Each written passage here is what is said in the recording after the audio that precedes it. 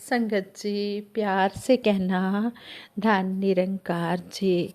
साथ संगत जी, सतगुरु माता जी ने 73वें वार्षिक निरंकारी संत समागम के पहले दिन हमें समझाया कि जो भी शिक्षाएं हमें मिली हैं उन्हें हमने कानों तक ही सीमित नहीं रखना, इन्हें हमने कर्म रूप में ढालना है।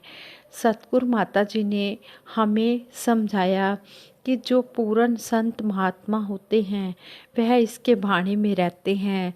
जिस तरह ये कोरोना काल आया हुआ है, इसमें भी कहते हैं कि कितनी परिस्थितियां जो थी ये सभी के लिए, सारे संसार के लिए एक जैसी आई, लेकिन जो संत महात्मा थे वो इन परिस्थितियों में भी डामाडोल नहीं हुए। वे इन परिस्थितियों में भी स्थिर रहे, क्योंकि ये निरंकार स्थिर है। और इस निरंकार के साथ जो जुड़े हुए हैं, जिन्होंने अपने आप को निरंकार के आगे सरेंडर कर दिया है, अर्पण कर दिया है, वो डामाडोल नहीं होते। ऐसी सिचुएशन में जैसे भी कहते हैं कि जैसी भी परिस्थिति आई, लेकिन सभी संत महात्मा एक से ही रहे। जैसी भी हो परिस्थिति, रहे एक सी मनोस्थिति। सभी खुशी खुशी ये गुरु चर्चा का आनंद ले रहे हैं। फिर सतगुरु माता जी ने समझाया कि महापुरुषों ने इतनी सेवा की, भवनों को क्वारंटाइन बना दिया गया, और कहते हैं कि मास्क की भी सेवा की, खाने की भी, लंगर की भी सेवा की। कैसे संतों महात्माओं ने श्रद्धा भाव से, समर्पण भाव से सारे ही संसार की सेवा की। फिर सतगुरु माता जी ने कहा कि ये जो समागम को स्थिरता का नाम दिया गया है, ये स्थिरता ही तो है। जो कहते हैं कि जैसी भी सिचुएशन हो, ये जो संसार है ये अस्थिर है, डावाडोल होता रहता है, लेकिन संत महात्मा इस निरंकार से जुड़कर स्थिर ही रहते हैं। संसार की हर एक चीज़ निराशा ही देती है। जिस तरह सतगुरु माता जी ने एग्जाम्पल देकर हमें समझाया कि जिस तरह कोई नई गाड़ी लेकर घर आता है और वह बहुत ही खुश होता है, लेकिन वो जैसे ही अपनी गाड़ी को कहीं ट्रैवल करने के लिए ले जाता है और उसकी गाड़ी की अगर किसी से एक्सीडेंट हो जाता है, टक्कर लग जाती है, तो गाड़ी पे काफ़ी निशान भी आ जाते हैं, स्क्रैच भी पड़ जाते हैं, कई बार ज़्यादा नुकसान भी हो जाता है, तो वही खुशी वहाँ पर गायब हो जाती है। इस तरह कहते हैं कि जो संसार की चीज़ें हैं ये अस्थिर है, ये स्थिर नहीं है। ये अगर एक समय खुशी देती हैं तो दूसरे समय ये गम भी देती हैं। परम ममता में निरंकारी राजमाता जी भी कहते थे कि जिस तरह ये दूध होता है, दूध एक समय कहते हैं कि सेहत के लिए अच्छा है, लेकिन अगर किसी का पेट खराब हो जाता है तो वही दूध डॉक्टर पीने से मना कर देता है कि अगर ये दूध पिया तो और ज़्यादा पेट खराब हो जाएगा। इस तरह हमें परम ममता में निरंकारी राजमाता जी भी समझाते थे कि ये संसार की जो वस्तु हैं एक समय सुख देती हैं, दूसरे समय दुख देती हैं। इसी तरह ममता में राजमाता जी ने हमें समझाया कि जिस तरह धूप में, सर्दियों में धूप कितनी अच्छी लगती है, लेकिन गर्मियों में यही धूप हम देखना भी पसंद नहीं करते। धूप तो वही है, लेकिन एक समय वो दुख दे रही है और एक समय वो सुख दे रही है। ये संसार की चीज़ें अस्थिर हैं। इस तरह हमें सतगुरु माता सुदीक्षा जी महाराज ने भी एग्जाम्पल देकर समझाया। कहा कि हमने, हाँ, ये संसार में तो उथल पुथल होती रहती है, लेकिन हमने इस स्थिर के साथ जुड़कर, इस ब्रह्म, ये स्थिर के साथ जुड़कर हमने स्थिर रहना है। लेकिन ये स्थिरता जीवन में कैसे आएगी, कब आएगी? जब जीवन में सतगुरु आता है, और सतगुरु आता है तो सतगुरु के चरणों में जब हम ब्रह्म ज्ञान ले लेते हैं, ब्रह्म ज्ञान लेकर इस ठहरे हुए विशाल निरंकार प्रभु से जब जुड़ जाते हैं तो फिर स्थिरता भी आने लग जाती है। लेकिन ये स्थिरता एकदम नहीं आती। सतगुरु माता जी ने कहा कि ये मन बड़ा चंचल है, ये डुलायमान होता रहता है। लेकिन फिर एग्जाम्पल देकर समझाया कि जिस तरह कोई बच्चे के एग्ज़ाम आने वाले होते हैं तो उसको उसके पेरेंट्स कहते हैं कि तेरे एग्ज़ाम आ रहे हैं, स्टडी कर ले, अच्छे से अपनी पढ़ाई कर ले, तेरे अच्छे मार्क्स आ जाएंगे। और बच्चे का ध्यान बुक्स में ना लगकर खेलने में लग जाता है। तो पेरेंट्स तो उसके भले के लिए समझाते हैं, लेकिन अगर बच्चा पेरेंट्स की बात मान लेता है, अपने मन को स्थिर कर लेता है, वो अच्छी तरह से स्टडी कर लेता है, तो उसके मार्क्स अच्छे आ जाते हैं।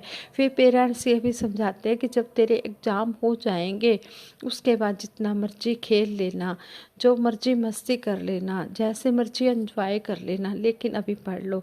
तो बच्चा अपने मन को जब टिका लेता है, पेरेंट्स की बात को मान लेता है और अपने मन को स्थिर करके वो पढ़ाई में लग जाता है, तो फिर वो अपना सफल भी हो जाता है। इसी तरह फिर सतगुरु माता जी ने कहा कि यह मन भी इस निरंकार से जुड़ेगा, तभी इसको इसको खुराक मिलेगी।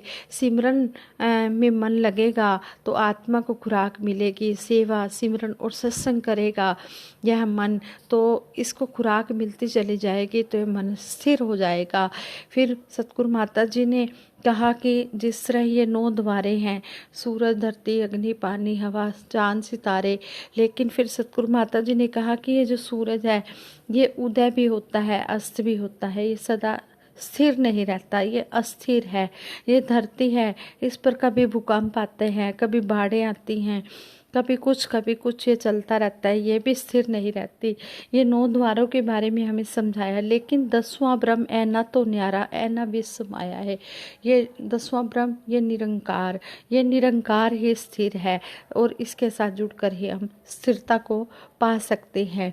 फिर सतगुरु माता जी ने हमें बंदर और बकरी वाली एग्जाम्पल भी दिया, मिसाल भी दी, उदाहरण भी दिया कि किस तरह एक सेठ होता है, वो बंदर और बकरी को जब छोड़कर जाता है और बंदर को कहता है कि मेरे घर का पीछे से ध्यान रखना। बंदर जैसे ही देखता है कि वो मकान मालिक वो चला गया है, वो मेरा मालिक चला गया है, तो बंदर क्या करता है, उथल पुथल मचानी शुरू कर देता है, सामान बिखेरना शुरू कर देता है और बकरी की रस्सी खोल देता है और खुद रस्सी से बंध जाता है जब उसे पता लगता है कि मेरे मालिक का आने का समय हो गया है।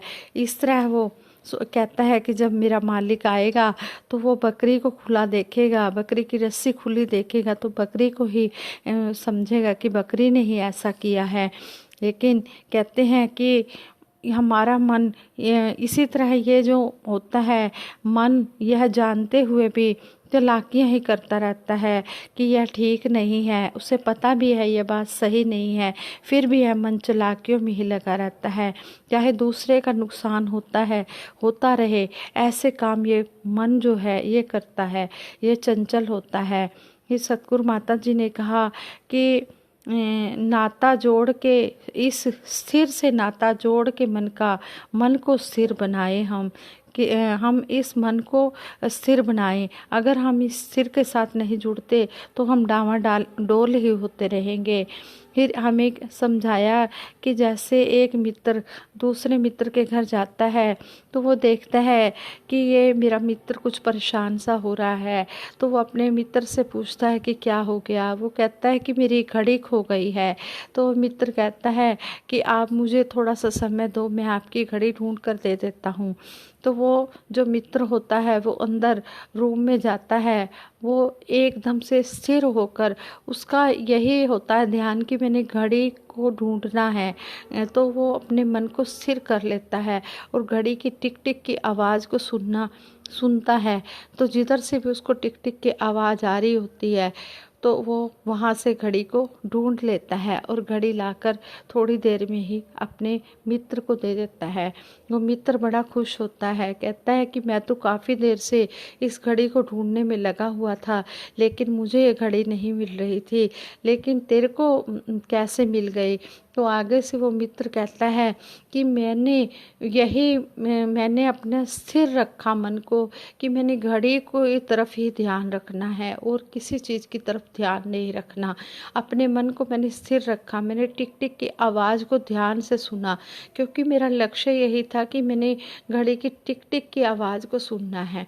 और मैं फिर आवाज़ को स्थिर होकर शांति से बैठकर सुनता रहा। फिर जहाँ से मुझे टिक टिक की आवाज़ आ रही थी, मैंने वहाँ से घड़ी को ढूंढ निकाला।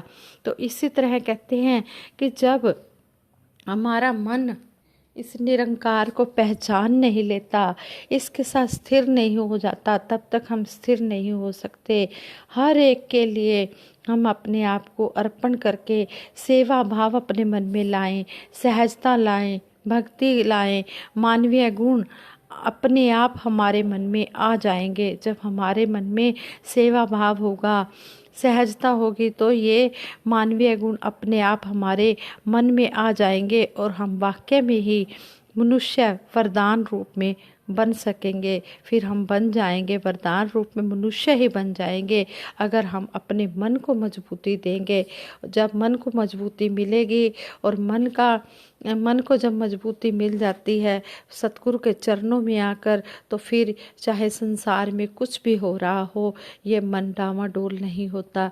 फिर क्योंकि वो सतगुरु के चरणों में मन जुड़ जाता है। जब जुड़ जाता है तो स्थिर के साथ मिलकर स्थिरता आ जाती है। ये हमारे समागम का टॉपिक है। तो हमने इन वचनों पर अमल माना है।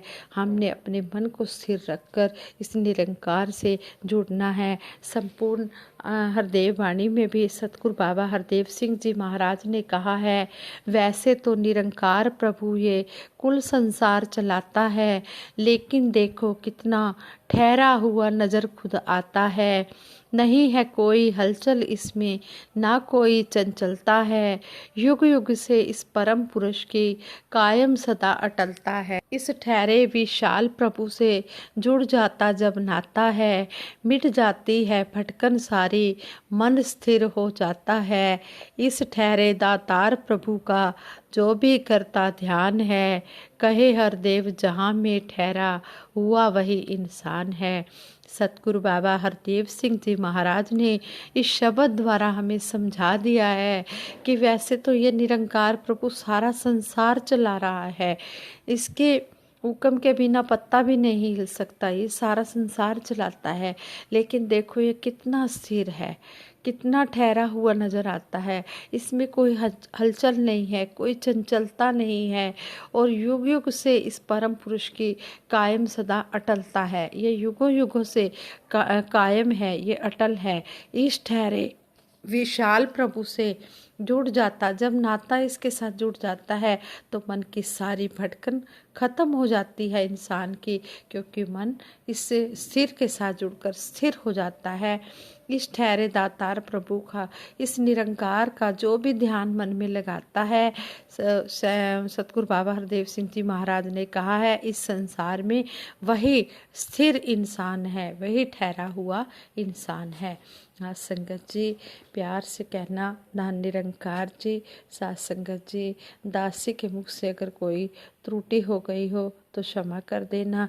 दासी सिमरन कराएगी, सभी ने मिलकर साथ देना है। तू ही निरंकार मैं तेरी शरण हाँ, मैनू बख्श लो। तू ही निरंकार मैं तेरी शरण हाँ, मैनू बख्श लो। तू ही निरंकार मैं तेरी शरण हाँ, मैनू बख्श लो। बोलिए सतगुरु माता सुदीक्षा सविंदर हरदेव जी महाराज की जय। निरंकारी राजमाता गुरु वचन अवतार की जय।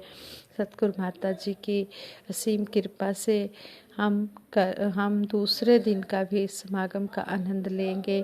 यही सतगुरु माता जी के चरणों में अरदास है। सच्चे पातशाह सबको हर प्रकार के सुख देते हुए सेवा सिमरन सत्संग के साथ जोड़ कर रखना, किसी को भी कोई कमी ना देना, खुशी इतनी देना कि कोई गमी ना देना। सच्चे पातशाह आप जी समर्थ हो, सब कुछ कर सकते हो, सबकी झोलियाँ खुशियों से भरना, खुशियाँ से भरना, सारे सुख देना मेरे दाता। आप सब कुछ करने वाले हो, सब कुछ करावन हार हो आप। सच्चे पातशाह बख्श लेना। हम आप जी के नादान बच्चे हैं, हमें अपने चरणों से लगा के रखना। सच्चे पातशाह चरना तो करी ना तू दूर दात्या, रही बख्शदा साडे कसूर दात्या। हम भूलन हार बच्चे हैं, आप जी बख्शन हार हो, हमारी भूलों को ना चितार ना सच्चे बादशाह, हमें अपने चरणों में स्थान देकर रखना। संगत जी प्यार से कहना धन निरंकार।